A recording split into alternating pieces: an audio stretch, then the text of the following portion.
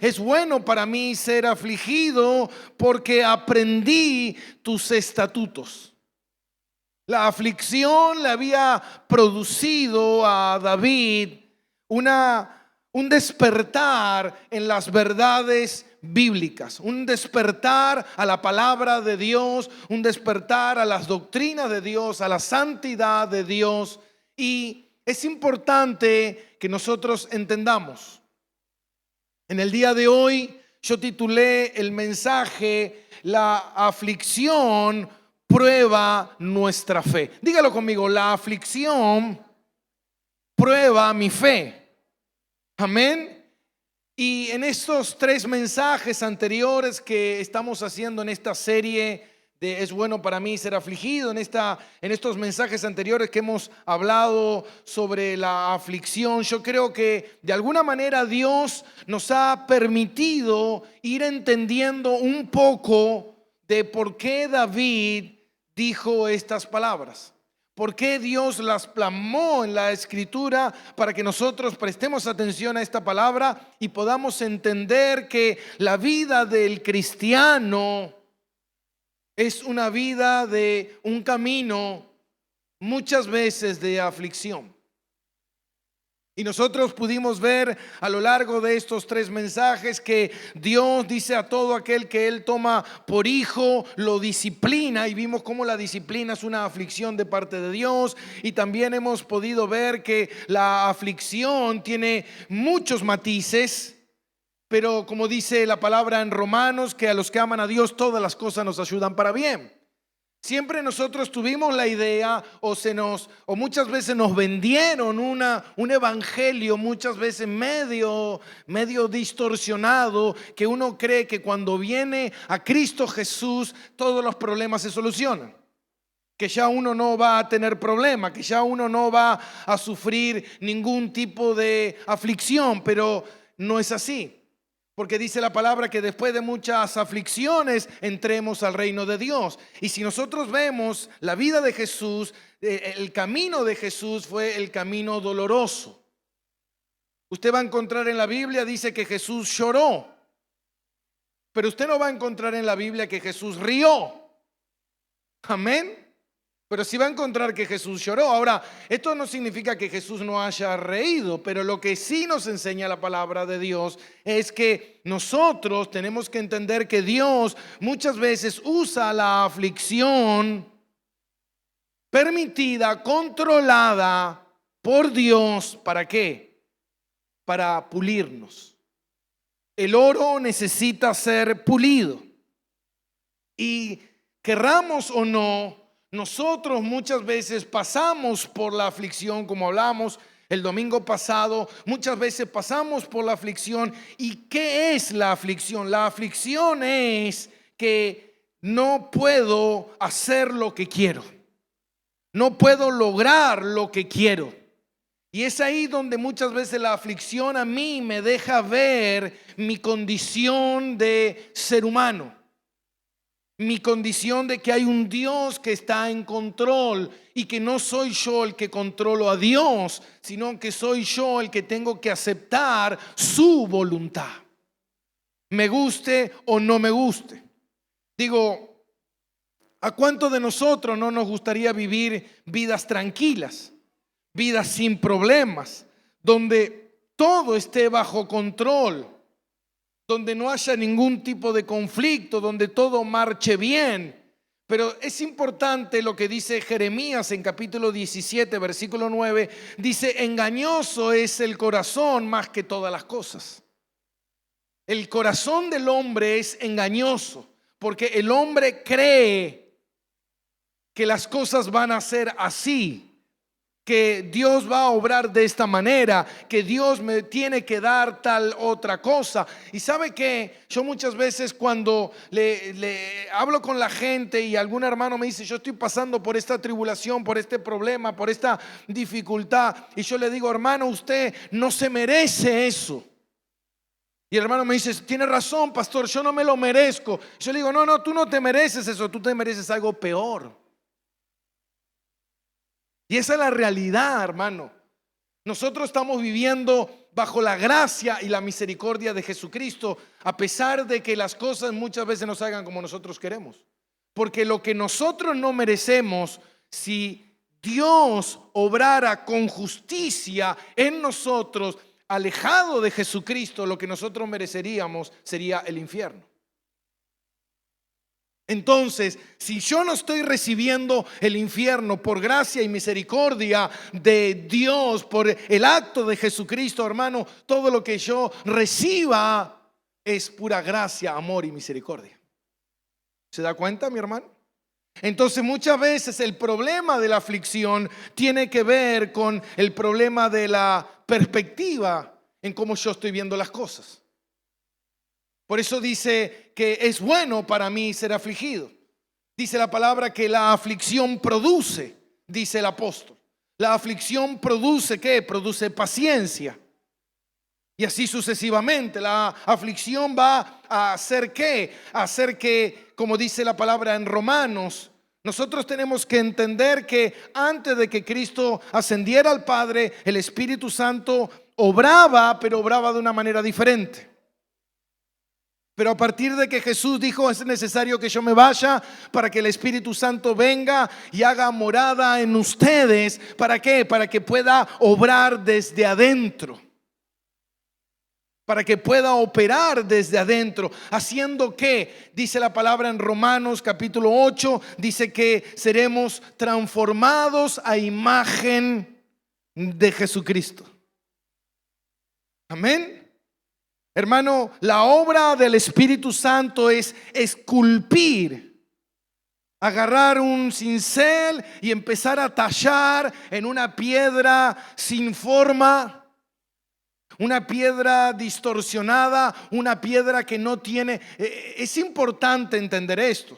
Como yo compartía estos días en mi estado de WhatsApp, Dios tiene un hijo sin pecado, pero no tiene hijos sin cruz. ¿Se da cuenta? Todos los hijos de Dios cargan con una cruz, hasta incluso Jesucristo. ¿Se da cuenta, mi hermano? Entonces nosotros tenemos que entender que la obra del Espíritu Santo es tallar en nosotros la imagen de Jesucristo. Dice que Jesucristo es el primogénito, el primero entre muchos de los hijos de Dios. Entonces nosotros seremos como Él. ¿Y sabe qué, mi hermano? Muchas veces no nos vemos ni siquiera parecidos a Jesús. Cuando nos miramos al espejo y vemos nuestro carácter y vemos nuestra conducta y vemos nuestro comportamiento y vemos todas las fallas que nosotros estamos teniendo. Entonces, ¿qué hace el Espíritu Santo? El Espíritu Santo que conoce a Jesucristo, que es la segunda persona de la Trinidad, la tercera persona de la Trinidad, empieza a mirar y a decir, este no se parece en nada. Y empieza a trabajar en nosotros. Por eso dice que el Espíritu Santo intercede en nosotros, porque nosotros no sabemos pedir. Porque cuando pedimos, ¿qué? Pedimos mal. Entonces el Espíritu Santo intercede por nosotros con gemidos indescriptibles, pidiéndole a Dios, intercediendo delante de Dios, que Dios haga las cosas favorables para nosotros. Usted, hermano, está orando y está diciéndole, Señor, dame esto, y de repente el Espíritu Santo dice, Padre del cielo, no le des eso, porque eso no es lo que necesita Él.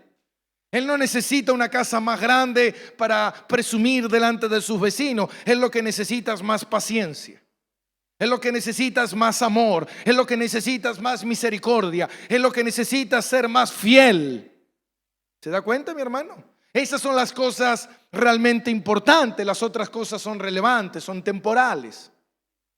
Entonces el Espíritu Santo trabajando en nosotros, haciéndonos a imagen de Jesucristo, muchas veces es necesario que Dios permita la aflicción.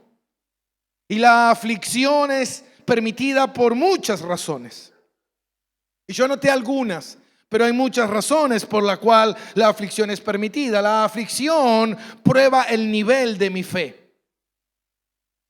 Cuando somos afligidos, se revela en nosotros la fortaleza o la debilidad de mi fe.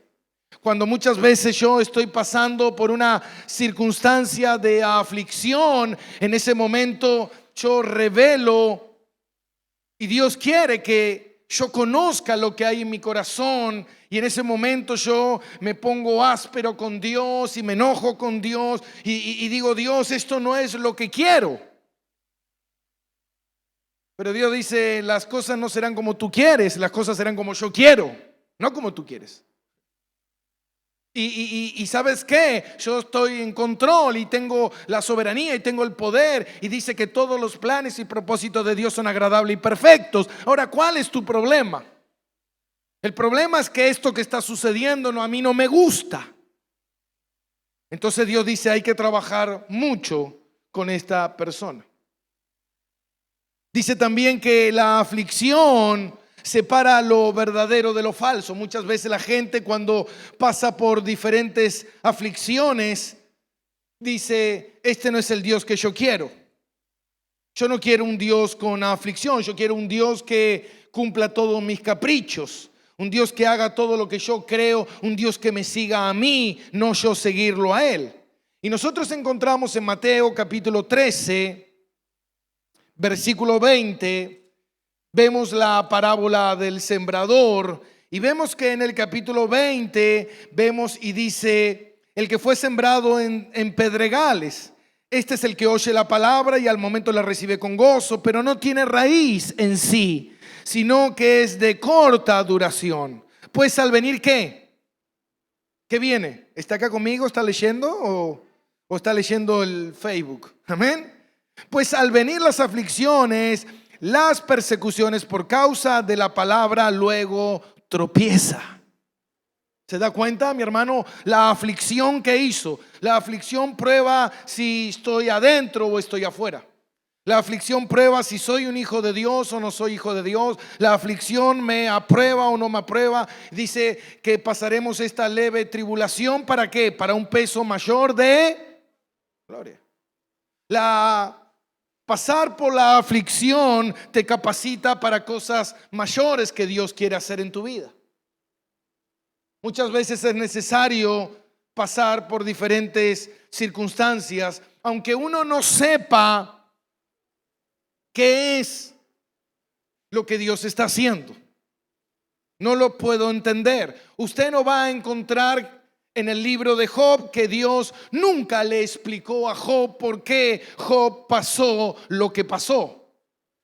Pero al final del libro de Job encontrará que Job dice: yo de oídas conocía a Dios, pero ahora pude ver, en medio de la aflicción, en medio de todo lo que yo pasé, pude ver que a Dios.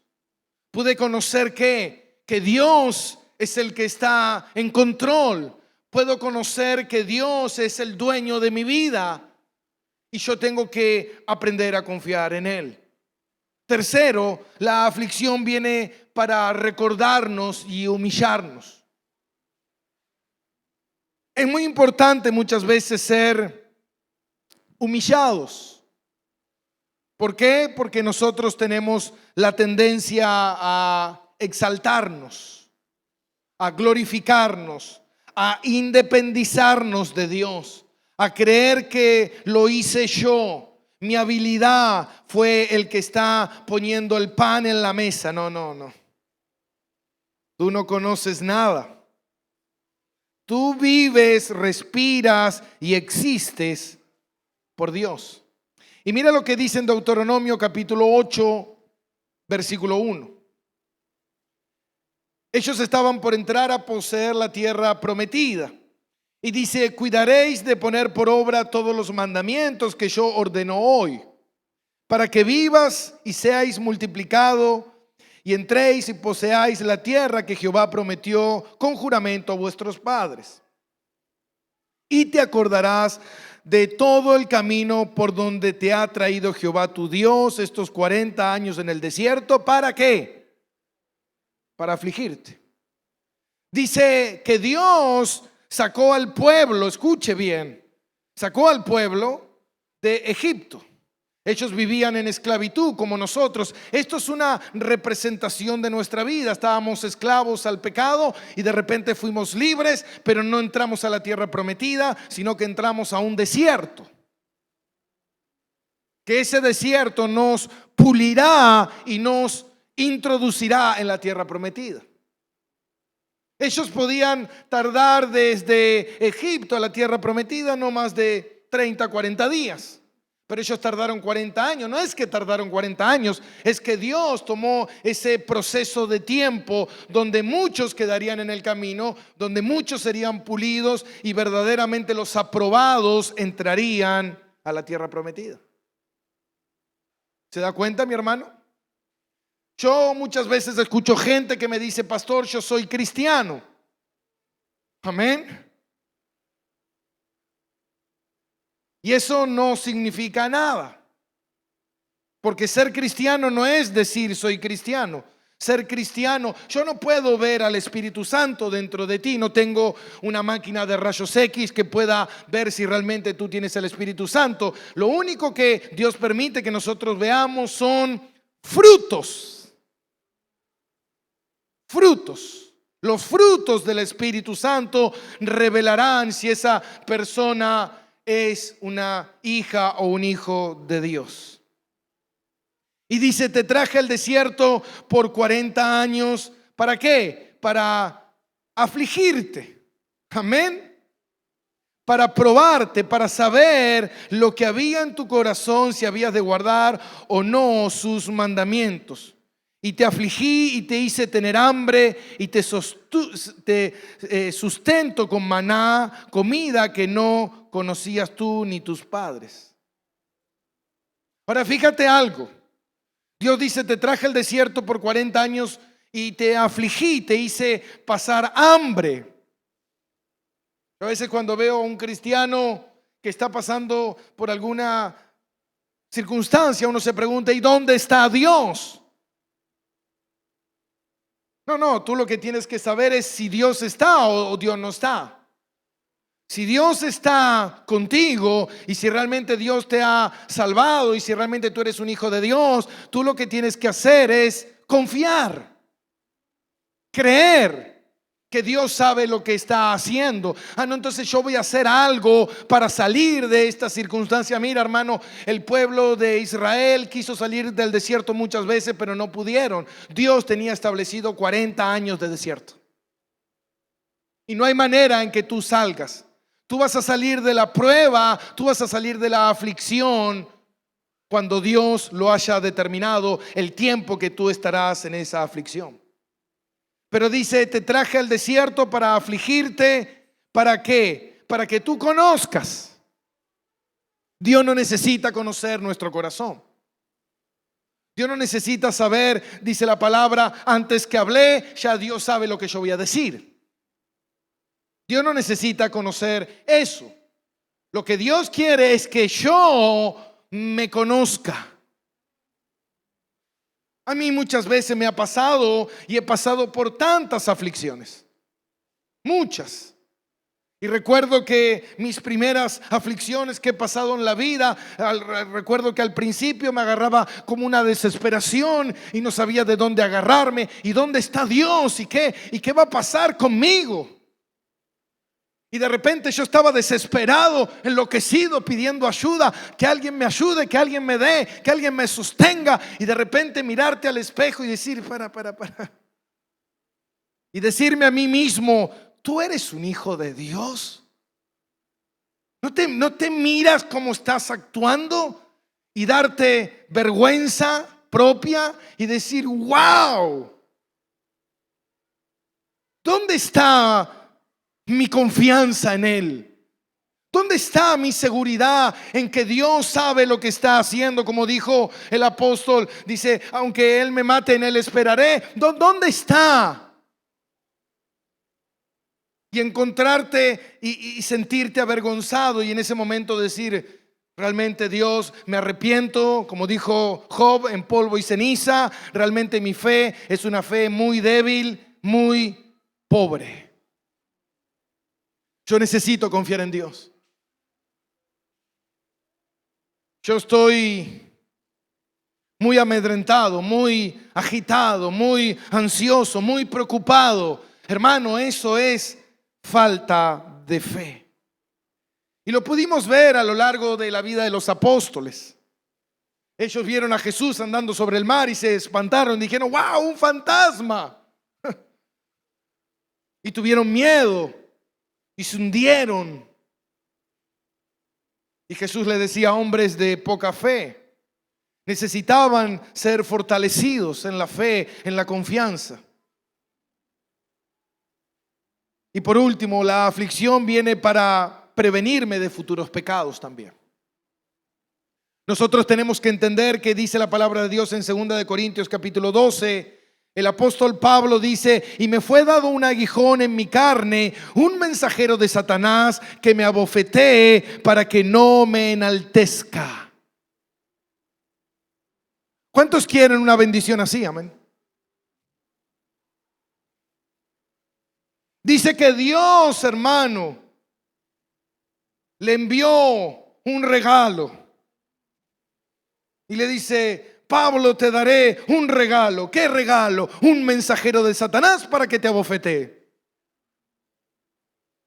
Ay, Señor, yo pensé que iba a recibir un auto nuevo. Yo pensé que iba a ser profeta a las naciones. Ir por el mundo predicando y ser famoso y que todo el mundo se rinda a mis pies. Y cuando yo diga algo, la gente diga: wow, qué predicador tan extraordinario. Eres un hombre brillante. Y Dios dice: tengo para ti bofetadas. ¿Para qué? Para que no te enaltezcas, para que no te creas superior a nadie. Hermano, ¿sabe cuánta gente yo he conocido en mis cortos años de servir a Dios? Ya llevo 20 años, pero es corto. Y conocer a mucha gente, hermano, que cree que porque predica la palabra o porque cree que hace alguna tarea hacer más que otros hermanos, y Dios dice: a este le tengo un mensajero que le va a enseñar un poquito que tú no eres más que nadie. Al contrario, tú mientras más sirves a Dios, más bajas para servir a los otros. Amén. ¿Y sabe qué? Y cuando yo le hablé la semana pasada y le dije que veríamos según las aflicciones que muchos hombres de Dios vivieron, yo consideré que la más apropiada y empezar era de ver la vida de Abraham. Y vaya conmigo a Génesis capítulo 22. Voy a intentar de ser breve ya que tenemos bautismo, pero usted sabe que tampoco puedo ser demasiado breve. Lo breve mío son 60 minutos de mensaje. Un mensaje normal mío es 1 hora y media y un mensaje extendido son 2 horas. No sé cuál quiere, la bofeteada o no. Génesis capítulo 22 versículo 1, y dice que aconteció después de estas cosas que probó Dios a Abraham y le dijo a Abraham, y él respondió: heme aquí. Y le dijo: toma ahora a tu hijo, tu único Isaac, a quien amas, y vete a la tierra de Moriab y ofrécelo allí en holocausto sobre uno de los montes que yo te diré. Wow. Dice que Dios probó a Abraham. Y sabe que la palabra probar es afligir, es dolor, es atravesar por una circunstancia que yo no me espero, una circunstancia que no está planificada en mi mente, no está planificada que yo pase por esta circunstancia, pero Dios sí. Y dice que Dios probó a Abraham. Ahora, es muy importante entender esto. ¿Por qué? Porque Dios le estaba pidiendo a Abraham que hiciera algo que Abraham no tenía registro de que antes había ocurrido, que era ¿qué? Un sacrificio humano. Dios estaba hablando de sacrificios humanos, algo que Abraham sí conocía porque los pueblos paganos lo hacían. Algo que los hijos de Dios, escuche bien esto, Preste atención, ponga su corazón aquí. Porque es importante entender esto. ¿Por qué? Porque esto era una práctica que los pueblos paganos hacían, de sacrificar gente. Y de repente Dios le está pidiendo a Abraham que haga esta práctica, una práctica pagana, una práctica que en el pueblo de Dios no se hacía, algo que no se conocía. Y de repente Dios le está pidiendo algo a Abraham que es contrario a todos sus pronósticos, a todo lo que él tenía en mente, a todo lo que él conocía. Y no solamente eso, porque a mí hay algo que me gusta mucho, y le dice que Dios probó a Abraham y le dijo: toma ahora tu hijo, tu único hijo, a quien tú amas. Y Dios empieza como a meter el dedo en la llaga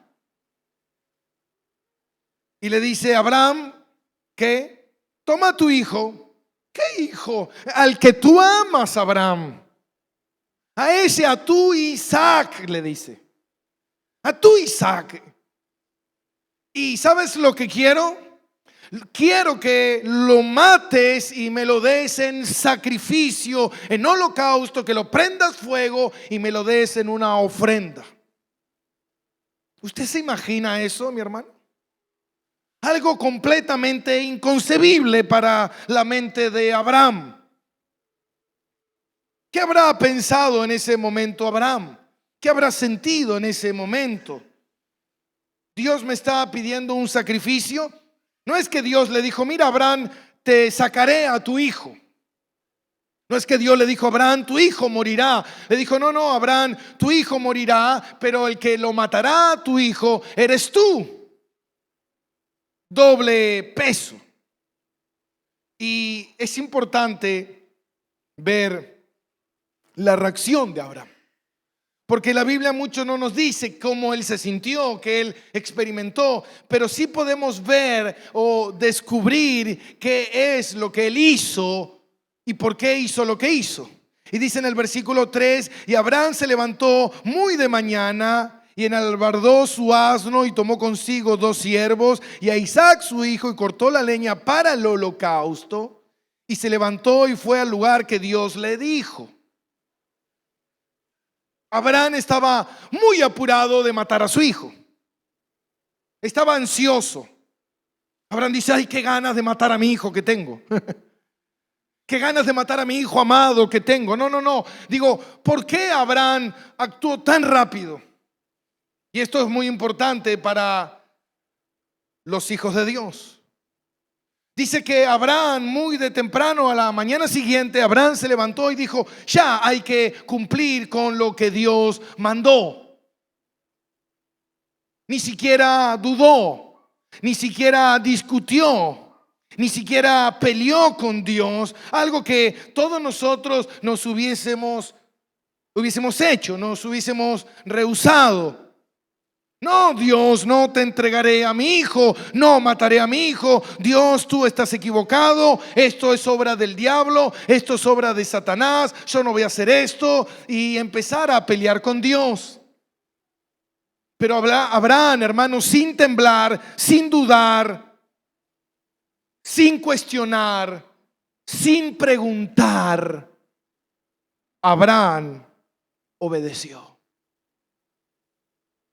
Y eso es lo más maravilloso de todo.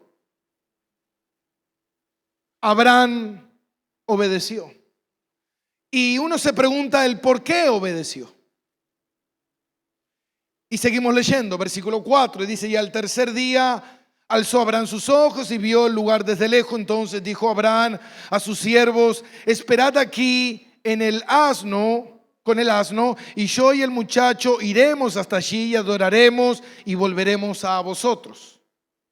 La clave de este mensaje es esa palabra: volveremos. ¿Cómo, Abraham? Preste atención.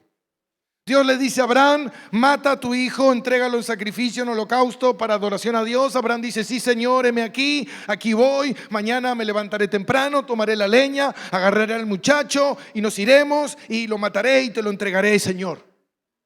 Y de repente, al llegar ahí a ese lugar, estaban sus sus sirvientes, y en ese momento Abraham le dice: esperen aquí, yo iré y el muchacho iremos y adoraremos y volveremos. Abraham estaba mintiendo. Quizá le estaba diciendo a los criados: les miento porque si no ellos me lo van a impedir. Les miento porque ellos van a saltar sobre el muchacho. No, hermano, esta gente era obediente. Si Abraham quería matar a su hijo, nadie se lo iba a impedir. Ahora, ¿por qué Abraham le dice volveremos? Porque Abraham sabía algo que usted y yo necesitamos saber. Y ahí está el secreto. Abraham sabía algo que usted y yo necesitamos saber. Abraham dice que él es el padre de la fe. La fe es la certeza de lo que no se ve y la convicción de lo que se espera. Abraham es el padre de la fe. Y en el capítulo 15, si usted retrocede y lee toda la historia, cuando Dios le promete, escucha, ¿no? Está anotando, está marcando: Dios promete. Diga conmigo: Dios promete. ¿Y sabe qué, mi hermano? Para Dios prometer es algo muy profundo, porque la palabra de Dios no es como su palabra. Esto es lo que vamos a enseñar en teología sistemática. Los atributos de Dios. Dios es inmutable. ¿Sabe lo que significa eso?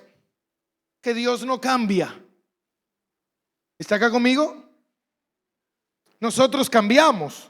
Nosotros hoy nos gusta el helado de chocolate, mañana nos gusta el helado de dulce de leche. Muchos de los que están acá antes de venir a la iglesia eran de Boca, ahora vinieron a la iglesia, conocieron al pastor que es de River, se hicieron de River. ¿Me entiende? Van cambiando. Hoy le gusta una esposa, mañana dice: ay, no me gusta más esta esposa. Busca una esposa nueva. Cambiamos. Un día somos lindos, al otro día somos viejos y feos. Cambiamos. Dios no cambia. Y lo que Dios dice que hoy es blanco, pasarán 33,000 millones de años luz y seguirá siendo blanco. Por eso dice que el mundo y todo pasará, pero su palabra no pasará. ¿Sabe por qué? Porque la dijo Dios. Y Dios no puede violentar su palabra. Y eso es algo que Abraham lo sabía bien en lo profundo de su corazón. Por eso en el capítulo 15, Abraham le dice a Dios: Dios, no tengo heredero. El único que es un criado de mi casa, que él heredará toda la herencia. Y Dios le dice: no, Abraham, yo te daré un hijo de la promesa. Y ese hijo de la promesa será tu heredero. Y tu descendencia serán como las estrellas del cielo. Y dice que Abraham creyó. ¿Está acá conmigo? Creyó. ¿Cuántos creen? ¿Cuántos creen? Dice que creyó, hermano, y le fue contado por justicia. ¿Por qué? Porque él creyó a lo que Dios estaba diciendo. Amén. Entonces, cuando Abraham se encontró con el desafío de que Dios estaba diciendo algo que Abraham no podía entender, no podía entender por qué Dios se lo pedía, no podía entender cuál era la causa. Por eso muchas veces cuando nosotros pasamos por una dificultad, por una aflicción, muchas veces nosotros no entendemos. No entiendo el propósito de esta aflicción. Hermano, tú no tienes que entender el propósito de la aflicción. Lo que tú tienes que entender es quién es el que está contigo. No importa lo que venga. Como dice el salmista: aunque ande en valle de sombra y de muerte, no temeré. ¿Por qué no temeré? Porque sé quién está conmigo, y el que está conmigo es el que controla el valle de sombra y de muerte. Está por encima de todas las cosas, y si Él está conmigo, hermano, no temeré mal alguno, porque Él está en control. Aleluya.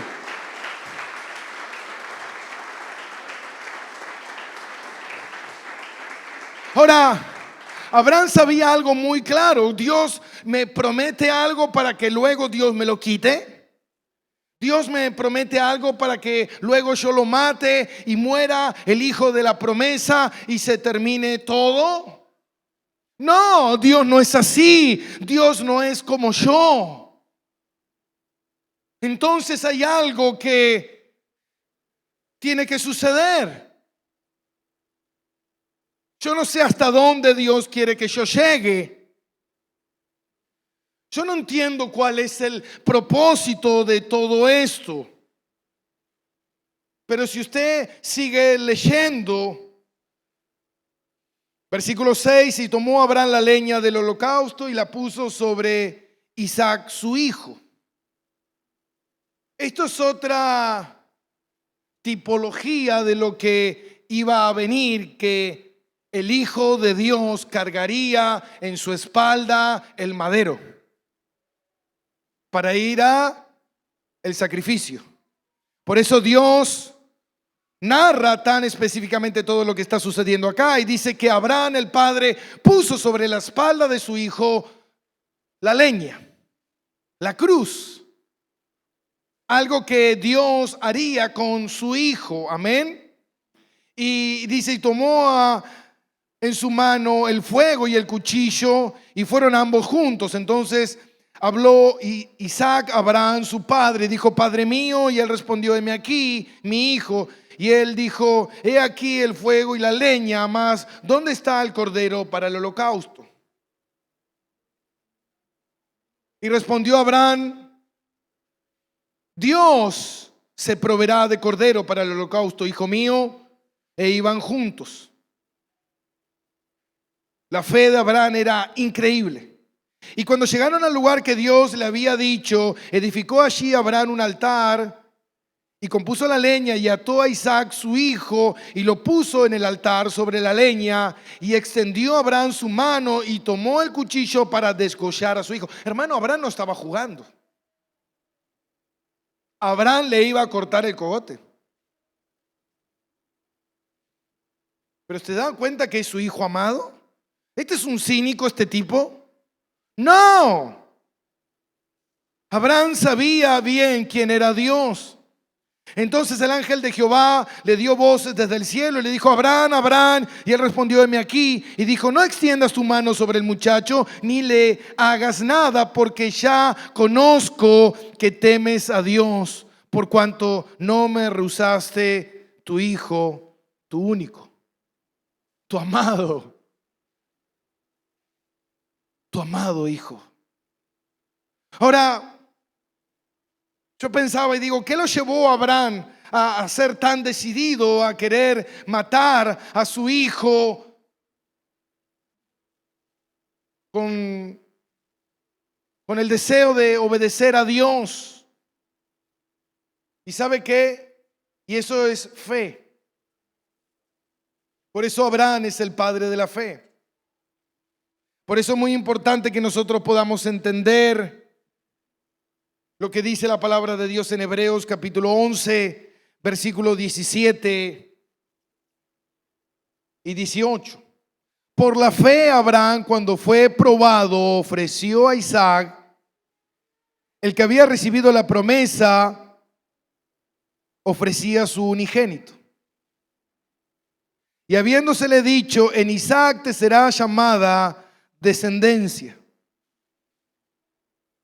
Y pensando que Dios es poderoso para levantar aún de entre los muertos, de donde en sentido figurado también lo volvería a recibir. ¿Está acá? Dice que Abraham estaba dispuesto a matar al muchacho porque Abraham creía en la promesa de Dios de que ese muchacho no moriría, y si moriría, Dios lo resucitaría. ¿Cómo es esto? ¿Cómo es esto, pastor? Abraham estaba dispuesto a obedecer en medio de la aflicción. Abraham no le iba a rehusar a Dios lo que Dios le había pedido, aunque él no lo entendiera. ¿Por qué? Porque sabía que Dios estaba en control y que si Dios habló, Dios no se retracta. Y si Dios le había dicho que en Isaac sería el hijo de la promesa, que en Isaac sería el hijo de la bendición, yo no sé por qué Dios me está pidiendo esto, yo no sé por qué Dios me está haciendo pasar por esto, pero lo que yo sí sé es que Dios es fiel a su palabra. ¿Está acá conmigo? Entonces fíjate una cosa. Entonces la pregunta que yo me hago: ¿cómo puede ser que cuando estás pasando por un problema, tú empieces a dudar? A dudar de Dios, a dudar de ti, a dudar de tu fe, a dudar de las bendiciones, a dudar de por qué me está pasando lo que me está pasando. Si la palabra de Dios dice en Mateo 28:20, y yo estaré con ustedes todos los días hasta el fin.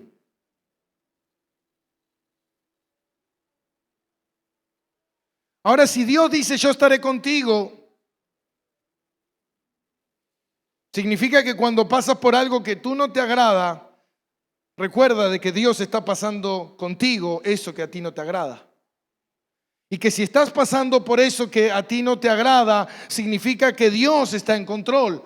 ¿Por qué? Porque no hay nada que ocurra en este universo fuera de la soberanía de Dios. Entonces, si Dios me está diciendo yo estaré contigo, Gastón, lo que tú tienes que hacer es algo: confiar. Abraham, obviamente que él no quería matar a su hijo, pero Abraham creía a la palabra de Dios. Y creía y sabía de que Dios era fiel y que Dios no comete errores. Dios no se equivoca, mi hermano. Hay cosas que yo no puedo entender, hay cosas que no sé por qué Dios está permitiendo que esto pase en mi vida, pero lo que sí sé es que Dios en sus propósitos son buenos y perfectos. Y si Dios, el que me salvó, está permitiendo que esto pase en mi vida, Él sabrá por qué. Tal vez yo aprenda, tal vez sepa el por qué, tal vez no lo sepa, pero lo que yo sí sé es que Dios está conmigo. Y es ahí donde tiene que estar mi seguridad. Y poder recordar las palabras de Habacuc.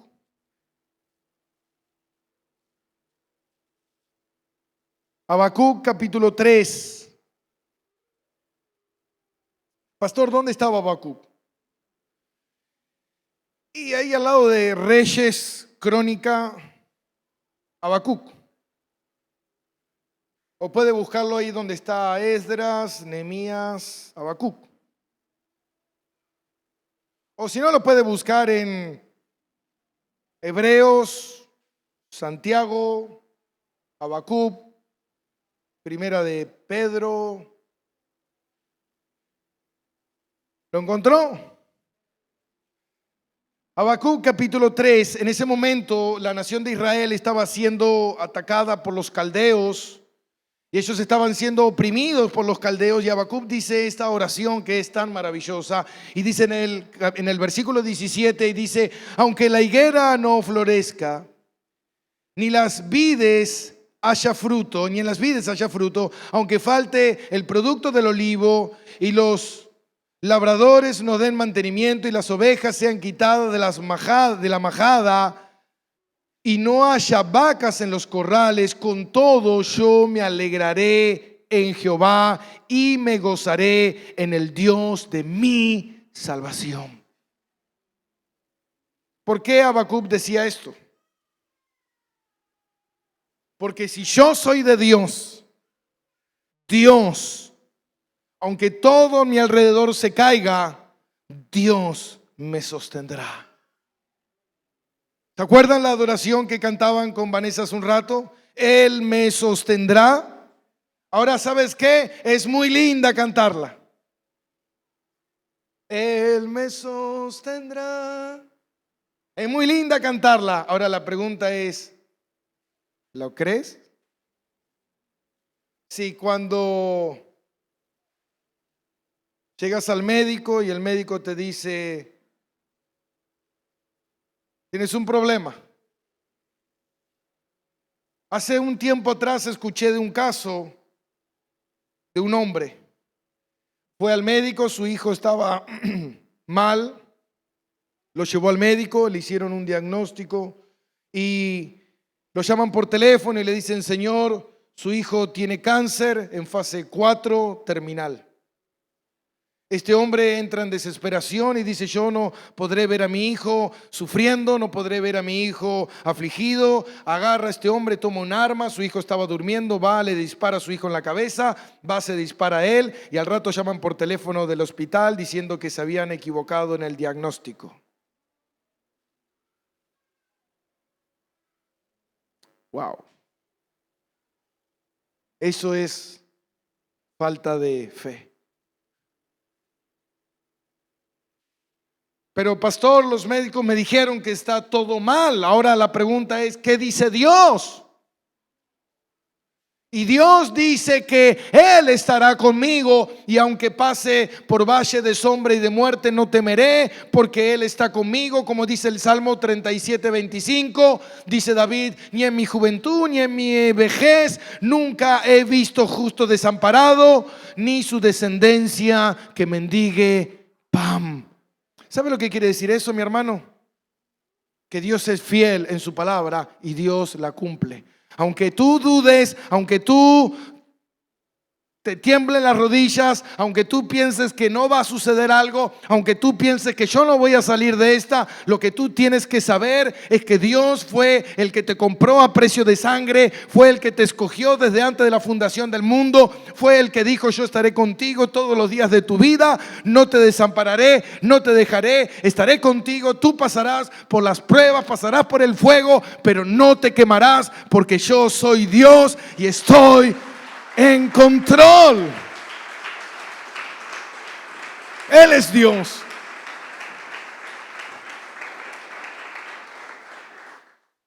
Dios no quiere que te desesperes.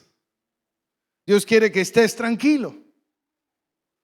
Tranquilo, mi hermano. Confía. Dios sabe lo que hace.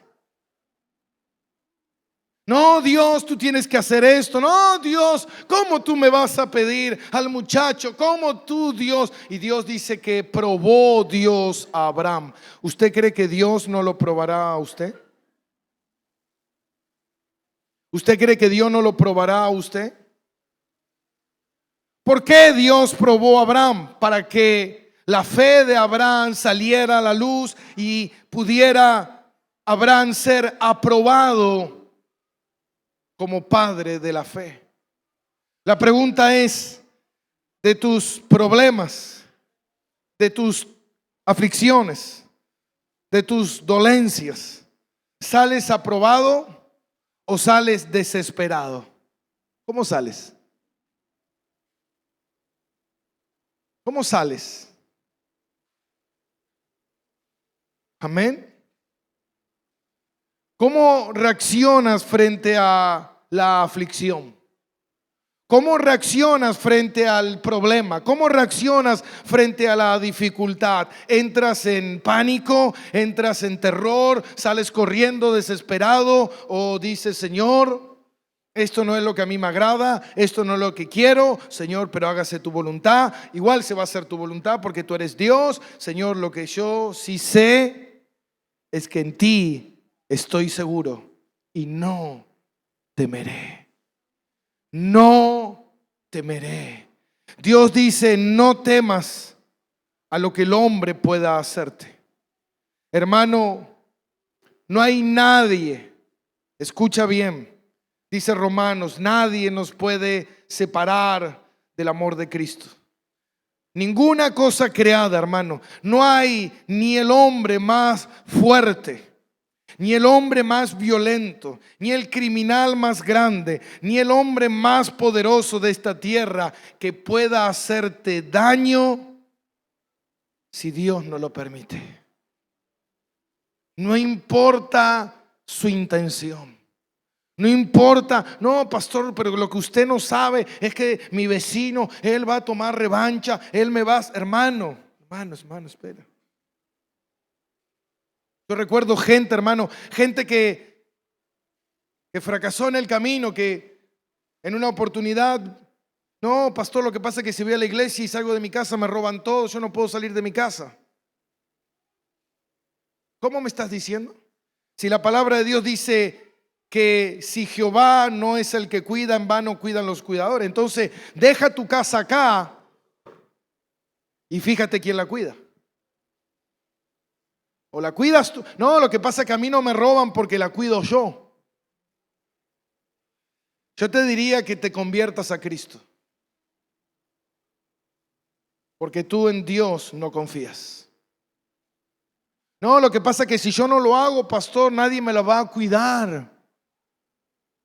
No, yo no puedo hacer esto porque no hay seguridad. Entonces dime algo, hermano.